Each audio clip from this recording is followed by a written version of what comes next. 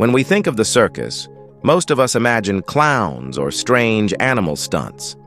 But beyond the lights and curious crowds was a much darker world, one filled with people whose talents and appearances pushed society's boundaries. These people stood at the intersection of curiosity and controversy, respected by some and mocked by many. Each one carried a story as unique as their act, often blurring the line between performance and survival. In this video, we're going to show you the 15 oddest circus freaks you won't believe existed. Let's begin this countdown with number 15, the Middlebush Giant. Arthur James Cayley never claimed to be a colonel. He wasn't from Palestine either. But when Barnum saw him, he saw more than a man. He saw a story. Rebranded as Colonel Ruth Goshen, the Palestine Giant, Cayley was dressed in military garb and sold as a living relic from biblical lands. The truth was far less theatrical. He was likely born on the Isle of Man, maybe raised in London, and eventually made his way to America. His height was real, though the numbers changed from poster to poster, anywhere from 7 feet 4 inches to 8 feet 6 inches. Audiences didn't care.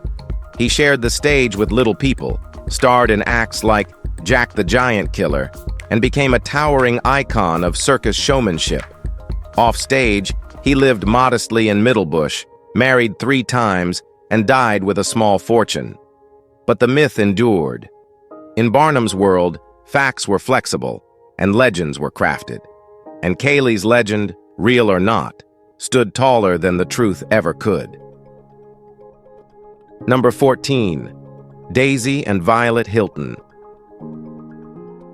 These beautiful conjoined sisters entered the world in 1908 in Brighton, born conjoined at the hips and sharing parts of their lower bodies. Their mother, unmarried and struggling, handed them over to another woman who claimed she'd give them a better life. Instead, that woman took complete control, turning the twins into her personal property.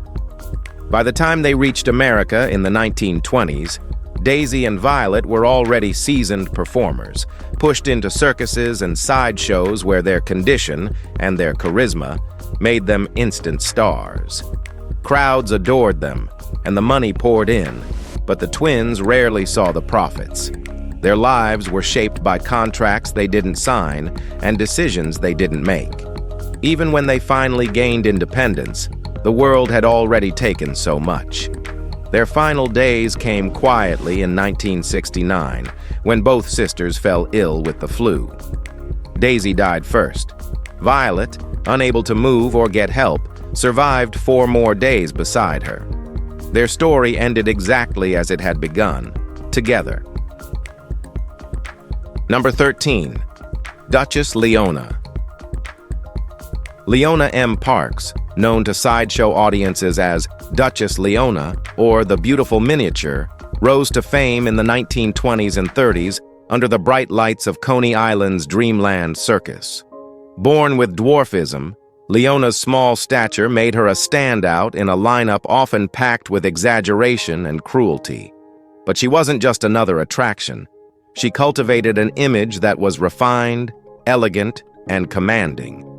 Her wardrobe was carefully chosen, her makeup precise, and her presence magnetic. While sideshows were notorious for reducing people to labels, Leona carried herself with a poise that made it impossible to dismiss her as a gimmick. Though little documentation of her personal life survives, rare photographs preserved in historical archives show a woman who knew exactly who she was. In a world that rarely offered dignity to performers with physical differences, Leona claimed hers with grace. She didn't fight to be seen. She simply stepped into the spotlight and refused to be overlooked. Number 12, the man with his twin. Lalu was born in India in 1874, with a condition so rare that even today it's spoken of with disbelief. Attached to his chest was a parasitic twin, headless, with partially formed limbs and fused permanently to his torso. During the late 19th century, medical professionals and showmen alike were captivated. Parasitic twinning wasn't understood, but Lalu lived it every day. not as a curiosity, but as his own reality. When he toured through Europe and America, audiences reacted with shock, fascination, and sometimes admiration. His calm nature set him apart from many performers of the era. Rather than hide behind curtains or let promoters speak for him, Lelou often addressed crowds himself, explaining his condition with a candor that disarmed people. His dignity shaped his reputation, turning what others might have used solely for spectacle into something more grounded. Lalou's composure turned the unusual into something human, and in doing so, he earned respect that lingered long after the show lights dimmed. Number 11. The smallest woman in history. Wilhelmina Pauline Musters, born in 1876 in the Netherlands, stepped into fame under the name Princess Pauline, a title that fit the elegance she carried everywhere she went. Measuring just 17 inches tall and weighing barely 9 pounds, she became one of the smallest documented women in history. Her career began in childhood, performing at fairs across Europe, where her presence drew crowds long before posters ever printed her name. 19th century audiences were obsessed with human rarities, but Pauline wasn't merely displayed, she was admired. Reporters praised her charm, while spectators remembered the calm poise she brought to every appearance. She traveled through Europe and eventually the United States, becoming a symbol of the era's fascination with the extraordinary. Despite the constant attention, she maintained a gentleness that made her more than a spectacle. Her life ended abruptly in 1895, at just 19, but her legacy endures as a reminder of how someone so small could leave such a lasting, unmistakable imprint on circus history. She was unique. Number 10. Elvira the Gorilla. In 1952, the Bertram Mills Circus pulled off one of the most brilliantly bizarre hoaxes in circus history. During an ordinary show in London, a routine was interrupted by panic. A gorilla named Elvira had apparently escaped from her cage. Audience members screamed, clowns scrambled, and chaos rippled through the tent. But none of it was real. Elvira wasn't a gorilla at all, just a man in a suit, performing a choreographed escape that stirred just enough terror to make it unforgettable. The crowd believed it because every detail was perfect. The sudden alarm, the actors playing terrified staff, and the moment Elvira lunged toward a planted victim in the seats. It wasn't cruelty. It wasn't even meant to fool people for long. It was theater disguised as panic, a strange blend of comedy, suspense, and illusion. The genius of it wasn't in the gorilla suit. It was in how easily the crowd believed what they saw, then laughed when the trick was revealed. Number 9. Amelie Schulte. Amelie had many names under the circus tent. Riesen, Raya, the German beauty, but none ever quite touched the real woman behind the curtain. Born in Wuppertal, she entered the world of spectacle during the early 1900s, eventually joining Barnum and Bailey's Grand Parade in 1914. She was advertised as a towering 7'2", but in truth, she stood closer to 6'4". Still, illusions weren't lies. They were tools of the trade. She wore heeled boots, flowing gowns, and carried herself like royalty. Audiences wanted shock and awe. What she gave them was grace and poise. She shared stages with George Auger, Dora Helms, and the famous Aboma. But Amelie had a presence all her own. Some saw her as a giant. Others saw an act. But beneath the tall tales was a woman who turned her body into both art and armor. In a world that exaggerated everything, Amelie didn't need to pretend. She simply stood tall and let the fiction follow. Number 8. Andrew A. Gawley. Andrew's story didn't collapse the day a sawmill chewed through both his hands. It roared to life. At just 17, with nothing left but grit, he teamed up with his blind father and a local blacksmith to build a clunky set of iron prosthetics. They were heavy, awkward, and basic, but they worked. Over the years, he refined them into something astonishing. With those forged limbs, Andrew could hoist engine blocks, thread delicate needles, and repair the unrepairable. Locals called him the man with the iron hands, and Ripley's Believe It or Not turned him into a legend. He opened a machine shop in Canada where gears spun and metal sang. He survived 2 fires, countless injuries, and every whisper that said he couldn't.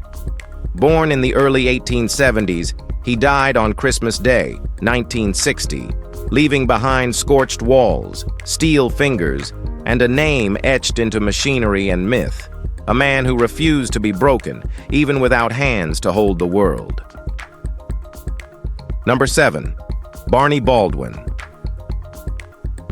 Barney Baldwin, whose real name was Frank J. Matler, lived a life stitched together by spectacle, pain, and sheer defiance.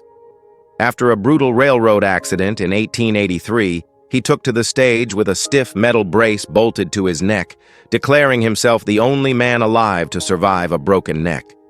Truth or showmanship? No one ever found out. He refused every doctor who offered to examine him. But the image of him, rigid, fragile, yet moving, captivated crowds across America and Canada. He toured through dime museums and sideshows, wearing pain like a costume. Offstage, his personal life fell apart. His marriages ended in betrayal, one wife leaving him for another performer, another dying unexpectedly. He battled disease, humiliation, and tried ending it all more than once. In 1913, he died from a fall. No one claimed the body. Only a letter later revealed his true name. A man forgotten in death, but remembered after it. Number 6. The Giraffe Neck Woman. She never gave her real name, and if she did, no one bothered to write it down. Instead, the world knew her only by the label printed across circus posters. The Giraffe Neck Woman.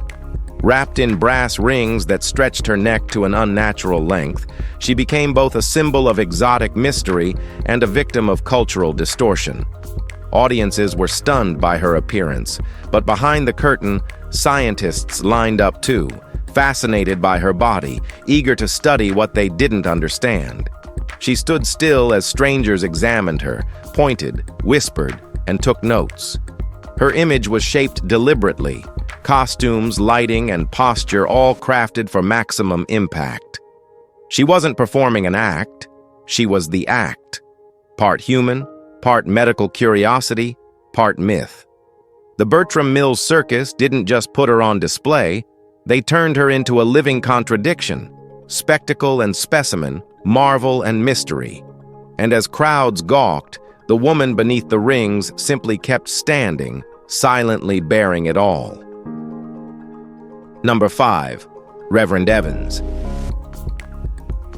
Reverend became known through a single stark photo taken around 1900, showing a man whose chest bore an unmistakable hollow cavity, a condition so visually striking that it drew attention from both medical thinkers and circus promoters. Detailed records of his life are scarce, but his presence at traveling fairs made him memorable. Audiences came expecting to witness a bizarre physical anomaly described dramatically as a hole through the torso. Yet Evans offered far more than a silent display. He used his performances as moments to speak openly about faith, endurance, and the resilience required to live with such an unusual body. People arrived curious about his chest and left contemplating the message he carried with it. His act bridged spectacle and testimony, setting him apart from performers who relied solely on look. Evans showed that difference could be strength, and that even in the strange world of sideshows, a voice rooted in conviction could leave a deeper mark than the anomaly that first drew the crowd. Number 4. The Sales Quadruplets. In 1956, Elena Secco gave birth to 4 sons, Bernardo, Bienvenido, Benjamin, and Bernabe, in a modest barrio of Buena Vista, Marinduque. They became the only known quadruplets in the Philippines at the time, and overnight, their lives changed. Reporters rushed in. Movie stars sent gifts. Curious strangers crowded the hospital windows. Doctors transferred the boys to the provincial facility, where Dr. Pablo Marquez oversaw their care. They were assigned 4 nurses and a governess, living not as a family, but as national wards. Donations came pouring in from civic groups and ordinary citizens. They grew up under public watch, asked to sing, recite poems, and dance whenever guests arrived. For a brief moment, they symbolized pride and miracle. But as they aged, the spotlight moved on. The brothers eventually faded from public view, their fame dissolved into ordinary life. Still, in the collective memory of 1950s Philippines, 4 little boys from a forgotten corner of the islands once became the country's most watched children. Number 3. Big Jim Minatra. Big Jim Minatra didn't simply stand on stage, he filled it. In an era when size symbolized prosperity and power, his enormous frame became a celebrated fixture throughout the mid-20th century sideshow circuit. Modern audiences might interpret his size through the lens of health, but at the time, it represented abundance. Posters promised spectacle, and Jim delivered with humor, presence, and the kind of confidence that turned curiosity into applause.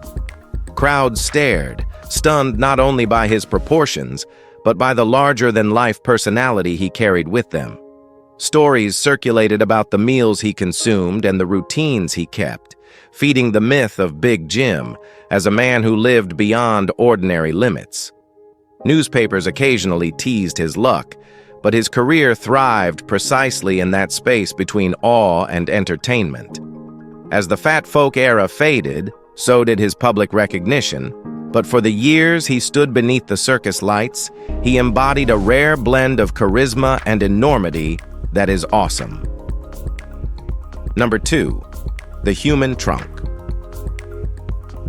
Born in 1851 in Russia, Nikolai Kobalkov came into the world without arms or legs, most likely due to amniotic band syndrome.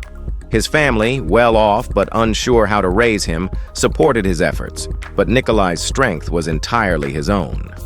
Using only his chin and shoulder stump, he taught himself to eat, dress, and even write.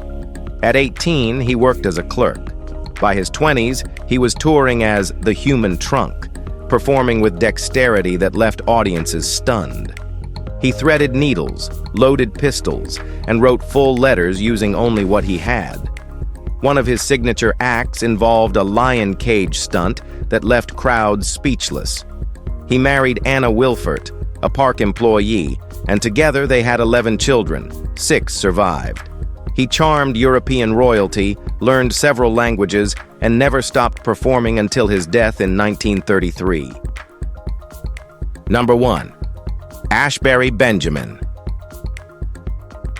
Now this is weird.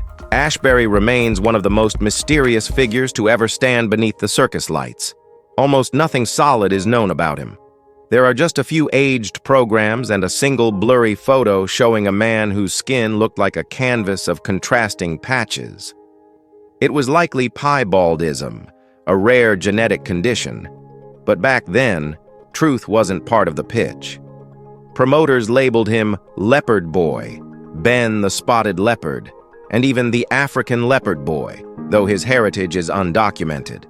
He performed in the late 1800s and early 1900s, sharing stages with fire breathers, sword swallowers, and human oddities.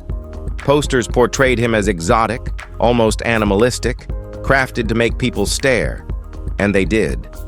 Even now, what remains of Ashbury's image is hard to decipher. But in that faded photo, you still see him, calm, direct, unashamed.